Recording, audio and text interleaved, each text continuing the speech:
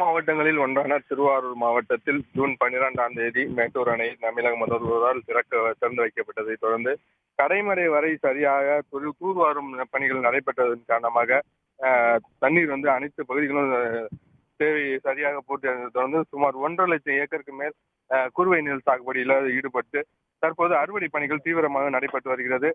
வரலாறு காணாத அளவிற்கு இந்த ஆண்டு மகசூல் காணப்பட்டுள்ளதால் தற்போது அனைத்து நேரடி நெல் கொள்முதலும் விவசாயிகள் நெல் மூட்டைகளை அறுவடை செய்து உடனுக்குடன் கொண்டாந்து வருகிறார்கள். தற்போது அறுவடை செய்த நெல் மூட்டைகளை கொள்முதல் செய்வதற்காக வைத்திருந்த நெல் கடந்த சில 2 தினங்களாக கனமழை அவ்வப்போது பெய்து வருகிறது. மழையும் வெயிலும் இருப்பதால் இந்த நேற்று இரவு பெய்த மழையின் காரணமாக முத்துப்பேட்டை அருகே உள்ள உதய மார்த்தாண்டபுரம் நேரடி நெல் கொள்முதல் நிலையத்தில் வைக்கப்பட்டிருந்த சுமார் 2,000க்கும் மேற்பட்ட நெல் மூட்டைகளும் தண்ணீர் சூழ்ந்தும் மேலே பெய்த மழை ஊறி ஒரு 2,000 மூட்டைகள் நனைஞ்சு சேதமடைந்துள்ளது. இதனால விவசாயிகள் வேதனை அடைந்துள்ளனர். உடனடியாக அன்று 1000 மூட்டைகளை குறையாமல் கொள்முதல் செய்ய வேண்டும். தற்போது 700 மூட்டைகள் வரை மட்டுமே நாள் ஒன்றுக்கு கொள்முதல் செய்வது பல இடங்களில் நடைபெறுகிறது.